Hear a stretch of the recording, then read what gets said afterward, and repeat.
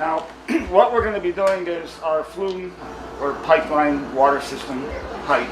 It's about 1.5 miles from the trailhead to where we're going to have lunch. It's not very long, but it is a technical hike. You are going to feel it after today because you're going to need to look at the ground and see where you're putting your foot. You just got to be aware of what you're looking at, where you're putting your foot. And if you have a walking stick, that would be great to have a stick along with you. There might be some up there. Oh, there might be? There might be, you know, a guava stick that the boys left or something. Or I'll have Jeff go cut one. But anyway, it's a neat little hike. If you're scared of heights, close your eyes when you cross the suspension bridge. Were we supposed to bring our lunch? I have lunches for everyone. That's very nice thing. I brought snacks. But no lunch.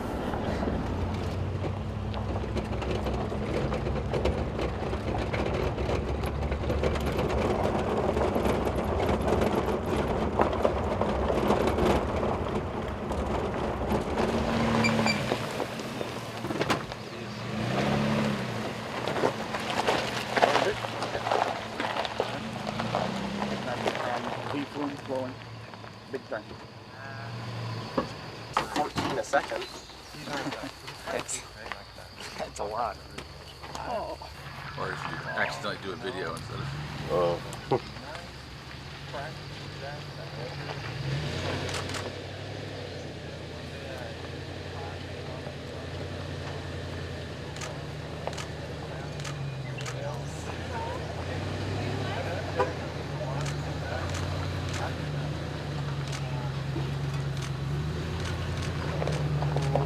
No other vehicular traffic up this way. It's all by foot.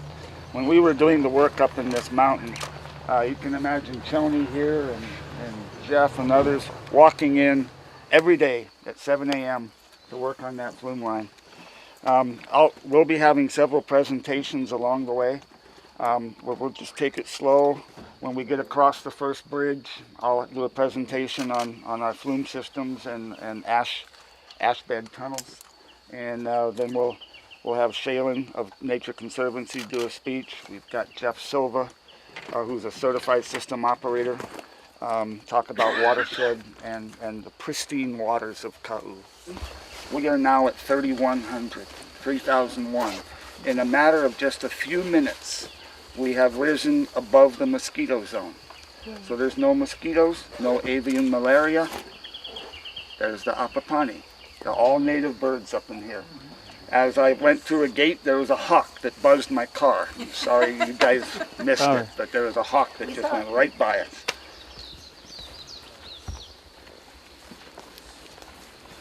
Big improvement with those steps, huh, Lou? Yeah, they sure did.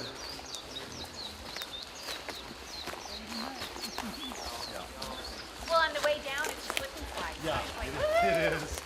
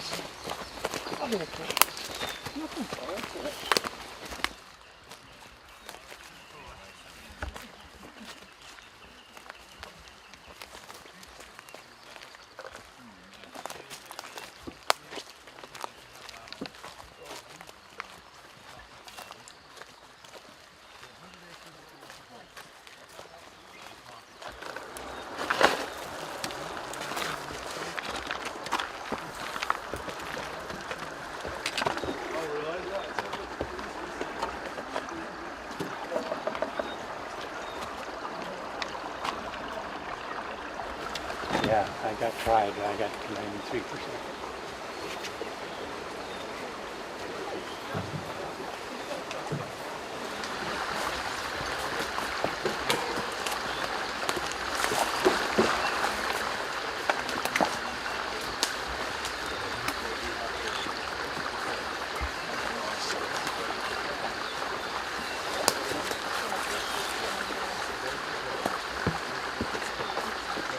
Now this V flume is left in its original condition because we kind of needed to have that connection with the past.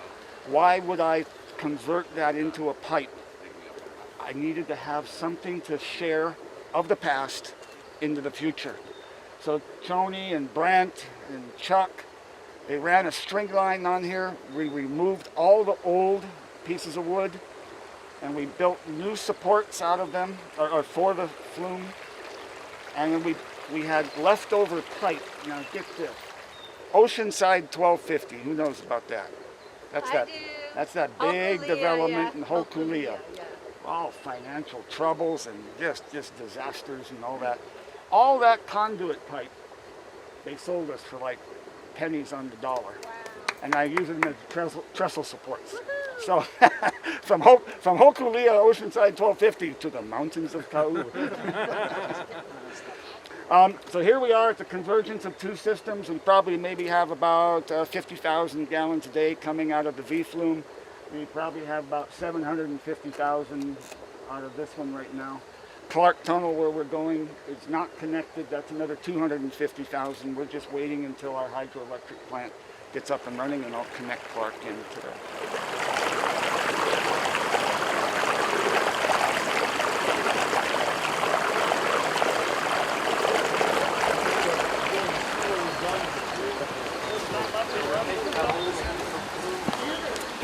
Chinese tunnels.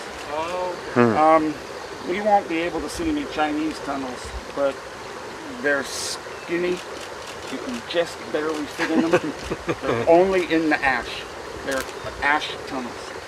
Now the USGS came in 1920, and they came from the mainland, and there's actually a headline in the Na'alehu News. Water witches arrive from mainland. And it was USGS scientists coming to help the plantation develop the water systems in Kaʻu. And what they determined was that Pahala ash, which was capped by lava, was the best place to bore. And you would bore at the intersection of the lava and the ash. Because what happens is you've now provided a release for the water that was stored in that lava, because the ash is semi-impermeable. Water, rain comes down through the lava, hits that ash layer, and has a hard time going through it to get down all the way to the lens, the ground lens, 4,000 feet below. They realized that they bored in there, they could release that water from that intersection. So we're going to be going up this Clark Tunnel, and if you look into Clark Tunnel, you will actually see ash lava.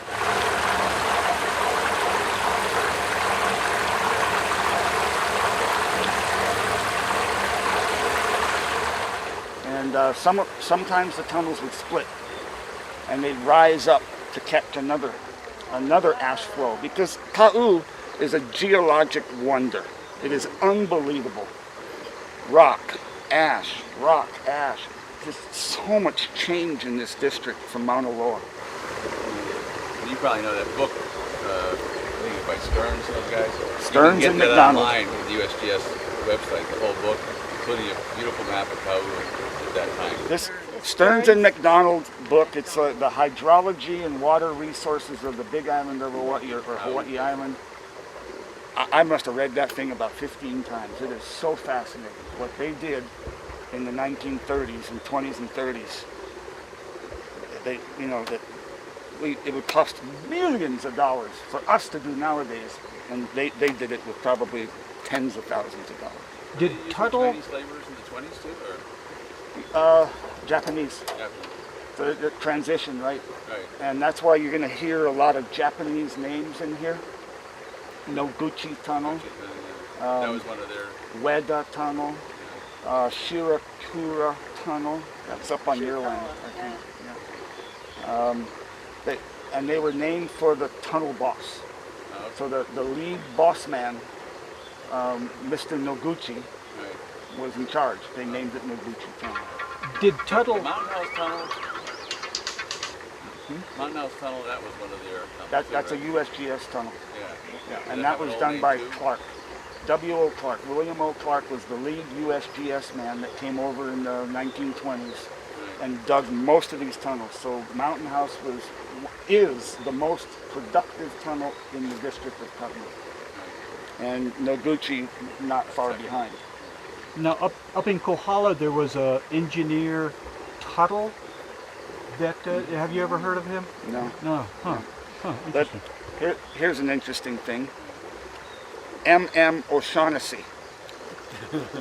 O'Shaughnessy started in Kaʻu, and he helped develop the water resources before the USGS showed up. O'Shaughnessy then left Kaʻu and built the Kohala Ditch and the tunnels of Kohala Ditch. Then he left Kohala and went to San Francisco and built the Hetch Hetchy water system. Mr. O'Shaughnessy started in Kaʻu and ended with the Hetch Hetchy water system in San Francisco.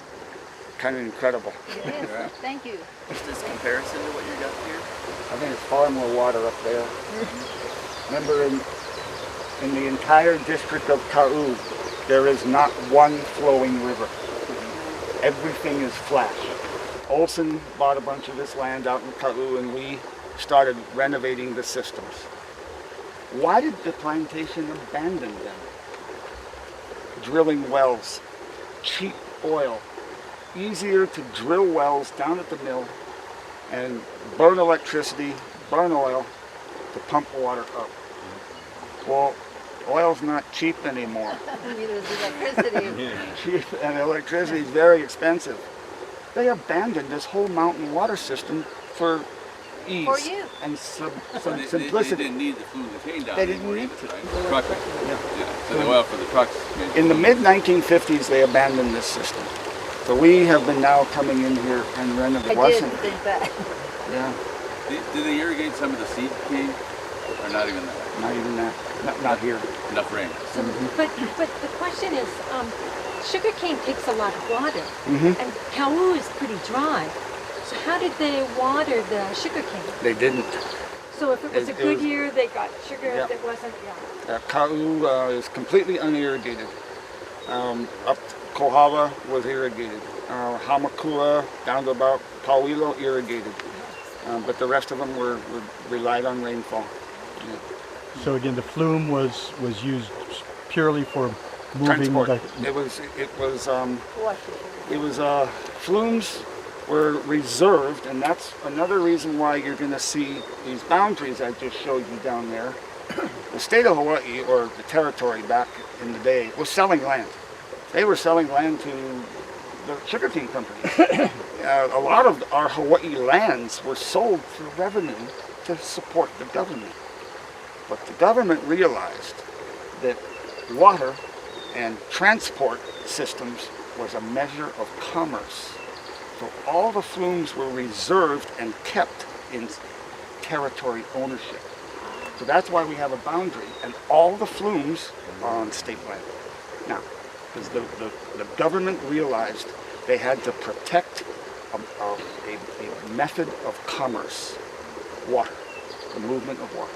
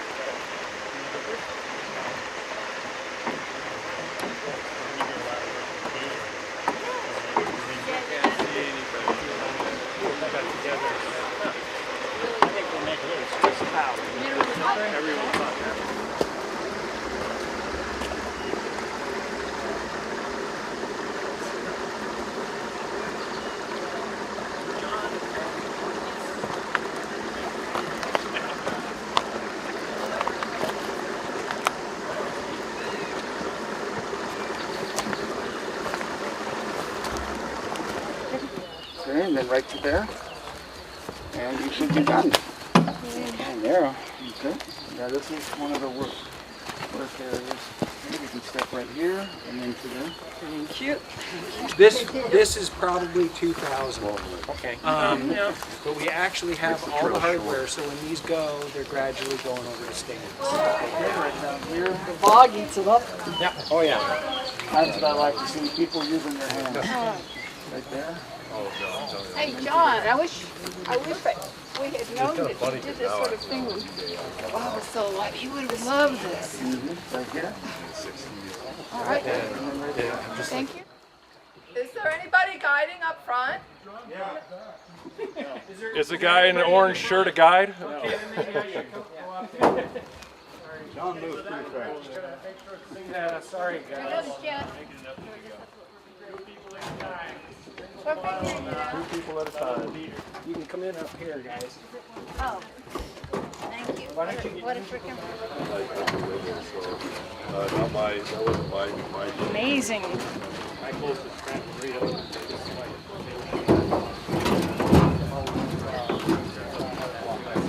They didn't go real. Been running recently. Shaking to death on the I don't know. I should part of Now, ferns,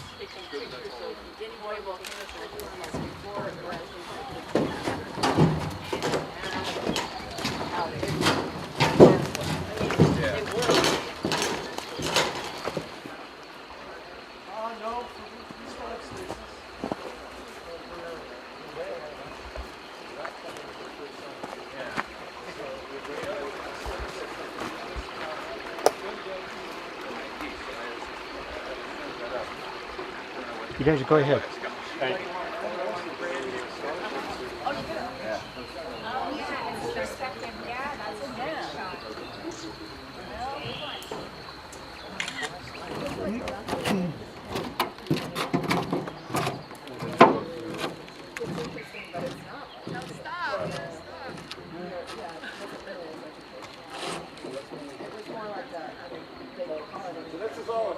Mike, we came for the photo op. Well, you know, that's what we try to do, you know, as much as possible.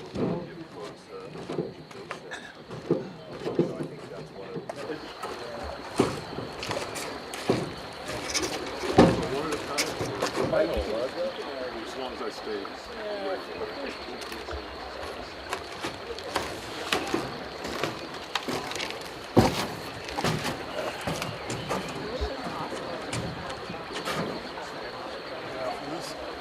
down that way. These things are, John, are you gonna differentiate who's staying and who's going? Or? So 1, 2, 3, 4, He's 5, gonna do half. 6, 7, 8, 9. Okay, so maybe if you're gonna go up, and then we'll keep the rest of the crew down. Well, okay. I guess this is the part about where we talk a little bit about what we're doing to try to help maintain this consistently flowing source of water from these springs, these tunnels, makeshift springs. My name is Shaylin Kreisel. I work for the Nature Conservancy Hawaii Island program.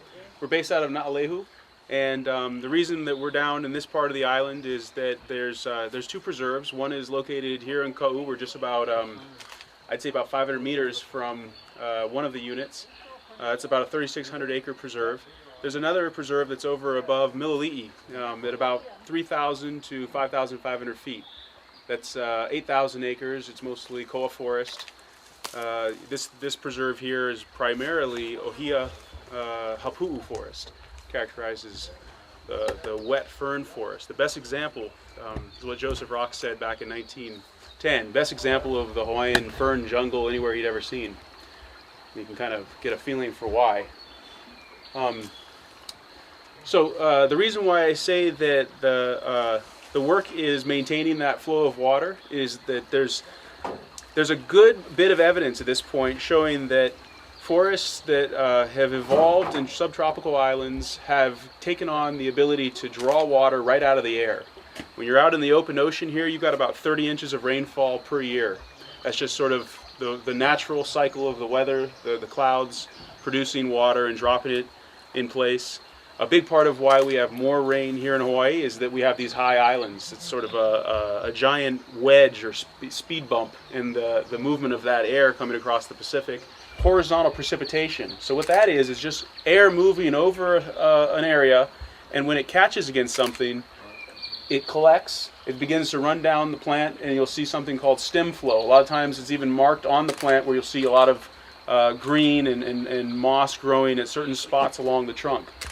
That stem flow has been shown to have up to more than 60% of the full precipitation in the area is coming from that fog intercept. So that's that horizontal rainfall that we're trying to differentiate between. So let's just give two great extremes here. One is this forest where you've got all of these different species, a canopy that's got to be 100 feet tall at a lot of places, multiple layers to it, sub-canopy, you've got the understory, there's ferns completely covering the ground, at the ground floor. And then let's take to a completely different situation, let's say a cattle pasture. So the cattle pasture has about 6 inches of duff, and that's going to collect water as well, and it's going to have the ability to draw out whatever it is that passes over that 6-inch elevation above the ground. The big difference is that this forest here with that 100 feet of canopy, as this air moves up, that Pacific air, that warm air, it's got all that moisture in it. There have been times when this was just a big barren landscape. After a big ash explosion, there wouldn't be anything here except for these little tiny little stems of ohialehua coming up. They're like one of the first things you see. Them in ferns, they show up as the new colonizers on fresh lava beds and after big disasters. So they've evolved with the ability to make their own water. If you bring it down to the surface of the ground and you've got a lot of bare soil, we've all seen what happens then. You've ever been at the mouth of the Wailuku River when it's really, really flowing? Chocolate would be the only way I describe it. Big chocolate milk. That's a whole lot of the earth just kind of being wasted on the coral reef and clogging up all the mechanisms in the nearshore area that keep us so supplied with fresh fish. So the better scenario there is not something that we've got to come up with or create. It's actually just right here. It's on this side of the flume. It's completely impervious to that same type of major erosion. A huge storm can happen here, and you can still see clear water in these gulches when you're standing right here. If you're down at the coast, it goes through all that cane land and all that pasture land, and you might see something different. But the point being is that the forest has evolved to hold as much of that rain as it can. It puts it back into this aquifer, and it maintains it, it purifies it, maintains it in the middle of the mountain, where it's kind of where we want it. That's really for the long-term survival of the species and our ability to live in these islands in the Pacific. That's what we're looking to keep. Purpose of talking about what Kahili ginger is capable of doing is something I can't really point out here because you're noticing there's really not a lot of it anymore. It wasn't always like that. There was a time when John first came up here and was beginning this project when, from what he's explained to me, there's quite a bit of ginger. And they chopped a lot of it along the trail. He and wanting to push it back, wanting to make sure that there wasn't going to be this impediment to moving across the flume line. Interesting that it would have been right here along the flume line. There's got to be a story behind that because we don't see it. It's not completely, it hasn't naturalized in the forest. You don't see a lot of big patches of it up there. You do see some here and there. It's interesting. We're trying to figure out where it might be. We definitely see a lot of it over in Wood Valley. But a part of that, the mapping process, is finding out where that edge is. Where is it that you're going to find big clumps of ginger, and where do you find just a few little specks of it in the forest? There's no real purpose of going into an area that's got acres and acres of it because it's so labor intensive to remove it. If you've ever tried to remove ginger, this was an easy one because it's just got a small amount of roots so far. You can just pull it out. If you go into a clump that's over, let's say, 1 meter by 1 meter, good luck.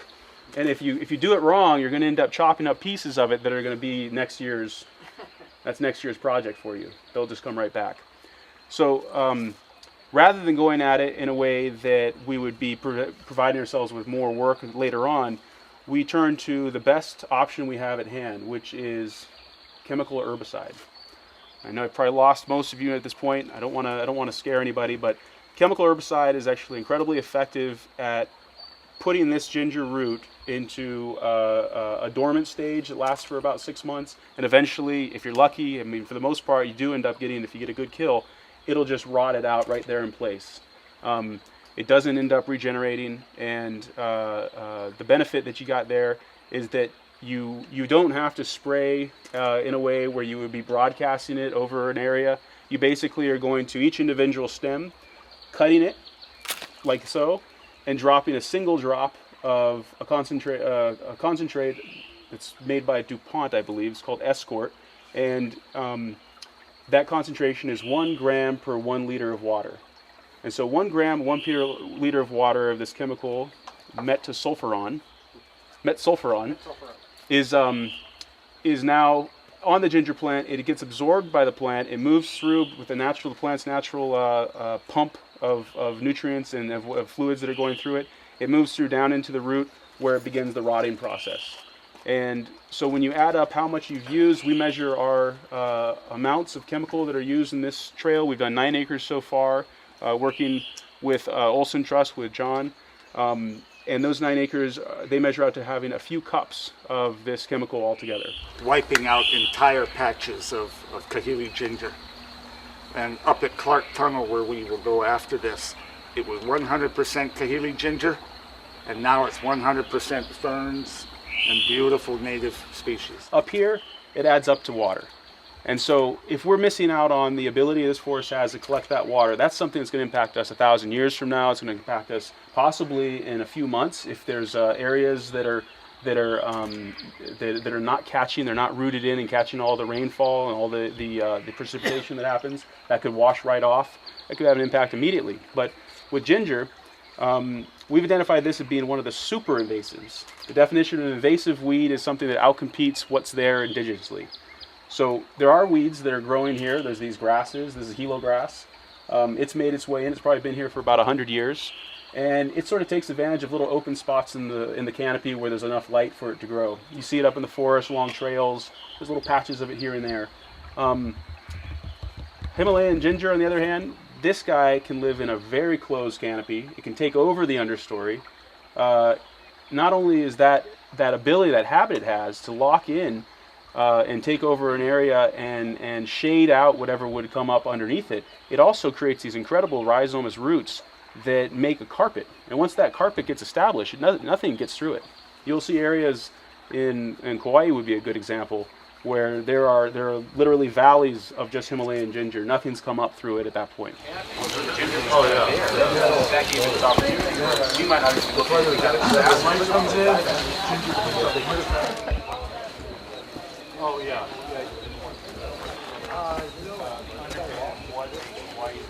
No, he was. No, he's actually was hired by the festival to document activities.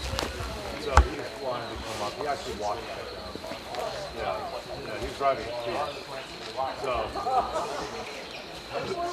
a Prius, that'll be the day.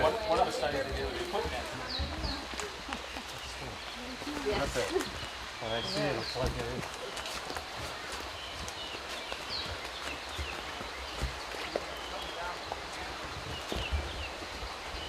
It's an adventure.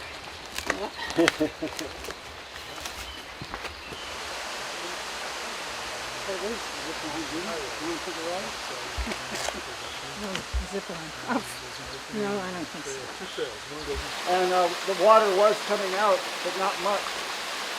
And we started clearing it out, and wow, we get slow after that. So they had diagrams. I have one in my office. Yeah. I know that book has some of these. I have the Clark Tunnel on the wall of my office, so we can find out where the tunnel was. And even, tracking it. Because you knew it was up there.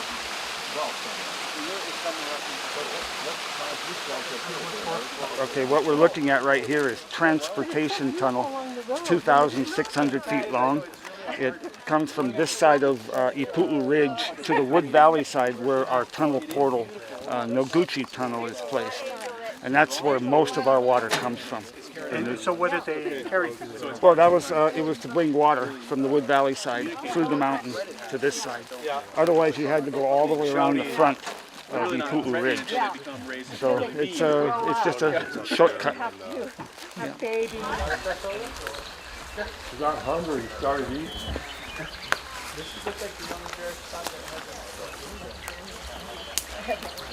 Can you see the other side? Yeah, you can. Is there a light? I have a light. No, no. Is there a light at the end of the tunnel? Yeah, this one is. This one is. So if you go in there, you can definitely see the other side. Yeah. Yeah. But I can't see where the shale layer is. Where the shale or ash layer is. The tunnel is probably in the ash layer. I thought he said it would be clean, I think so you could see the layers. so. I think a lot of it. I'm John Cross. I'm land manager for the Edmund C. Olson Trust. We're here at our landing zone where we fly in parts and pipe and pieces. Just beyond me is the transportation tunnel, 2,600 feet long, and that's where we get our water from on the other side of the ridge at Noguchi Tunnel. It's about 2,300 feet long into the mountain, Noguchi is. And Wood Valley Water Farming Co-op takes some of the water, and then the Olson Trust takes the rest.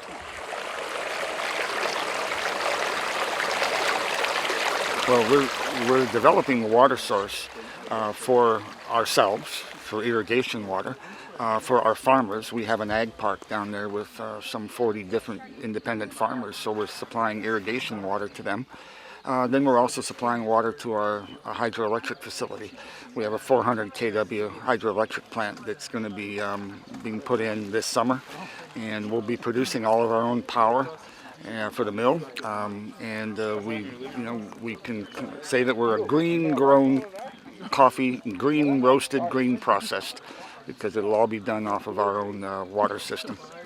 Who's doing this particular hike, and why are you guys doing it? Well, it's just to explain to people what we're doing in the mountains of Kaʻu. We've been doing this on our own for the past 6-7 years, but there are some 38 different tunnels all along the coast here of Kaʻu, and other regions could do the same thing we're doing, so that they can provide irrigation water for farms in the district. So we're developing these sources, that have been abandoned for so many years, so that we can provide water for farming. Have more crop grown in Kaʻu. Lives in Wood Valley and is a certified system operator. But you can manage public water systems is what he can do. And he can tell us a little bit about the water of Noguchi and Kaʻu and how pristine and clear and clean it is. Yeah, hi. Anyway, Shaylin kind of took all of my good scientific information. He was talking about watershed management, which is kind of what I was talking about, but it was all good info. But some of the things he didn't touch on is the hydrologic cycle. He talked a little bit about it, but one of the main important things for humans in the hydrologic cycle is when that water gets down into the ground. That's where we have a good, not only a safe storage area, because it's not exposed to evaporation, so we're not losing a bunch of water from that storage, as opposed to reservoirs where you have a lot of evaporation and it kind of starts that whole thing over. But the idea with having it in the ground and keeping it in the ground is it's safe, it's filtered, doesn't tend to be exposed to contaminants, so it's important to make sure the water ends up in that aquifer. Shaylin was talking about the ginger. One of the other problems with ginger is ginger will tend to pull the water out of the soil, and then it causes additional evaporation. So in other words, it's a net negative for the ground. So it's causing more water loss from the ground than it's actually bringing in. The ohia and the koa evolved in such a way that it catches the fog, catches the fog, collects the water on the leaves, and then it drips down to the ground or runs along the trunk, like Shaylin said. But the other thing that they've evolved to not lose much water through their leaves. So it's a big net positive for the ground. They're not losing a bunch through evaporation. And this is one of the things with the strawberry guava, you know, there's differing opinions on whether strawberry guava is really such a problem. Well, one of the main arguments against strawberry guava is that it is a huge consumer of water. It is just pulling water out of the ground and it's evaporating into the air. It's pulling water out of the aquifer, water that should go into the aquifer. So in the long term, it's depleting that resource that's going to sustain maybe not our lives today, but our children's lives, our grandchildren, and so forth. So in order to preserve that resource, we do need to take those things into account. And that's where resource management is so important. Is they'd find the big koa trees and they'd park the pickup right under the koa tree. Well, anybody that's been around koa trees knows that the water collects on the tree and it drips down the sickle-shaped leaves and falls like rain. So if you park the pickup under a koa tree, you don't have to work because it's raining all day. I'm Jeff Silva, We SILVA. don't do this tour except once a year. Well, I work off and on for these guys as a mechanic, but I'm a grade 4 system operator. It's like, maybe we should offer this more system often. operator. I But then I have am to certified to put operate Shailen public on drinking water payroll. systems up to Jeff- a million Jeff here people. too. But I think that's part of what is so good about the hike. Well, is we're that here we because not water only is the most experience important thing in our life. the forest, If we but don't learn. preserve this We're learning resource, so much from the you Nature know, the Conservancy human and race is Jeff gone. Silver and We're going to run out someday. I'm the director for the Hawaii Island program of the Nature Conservancy. So, why are you guys doing this? Well, joining the hike today, Yeah. we see it as a good opportunity to give back to John Cross and the Olson Trust for the work that they put into watershed management by way of weed control and invasive species control. When they put their crew hours towards that, you know, being a private entity, we do see that as something that's really worth giving back for. And if it can be just giving a talk along one of the hikes, then it's a great trade-off, great way of making a partnership there. So why is a hike like this important? Well, it's a great thing to be able to get people out into the native forest, get a feeling for what it is that the forest really looks like. Kaʻu has one of the most intact forests that remain in Hawaii. And when you look at the understory here, you're not seeing a lot of disturbance. You know, it was never logged, never had ranching here in the forest. And so the opportunity for people to be able to see what that's like and see what that intact quality of a real habitat looks like is transformative. A lot of people will say this is something that they carry along with them for the rest of the year. So that kind of goes to what I was going to ask you next. What do you want people to come away with?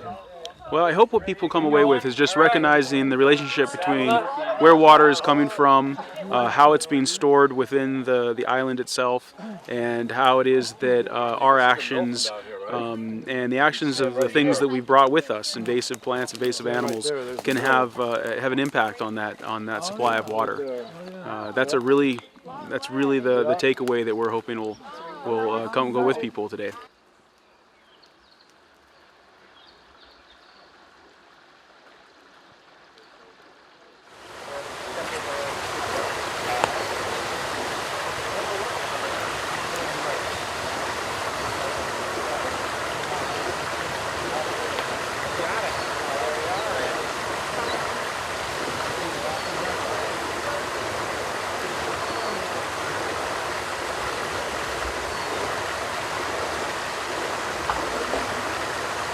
Go right ahead.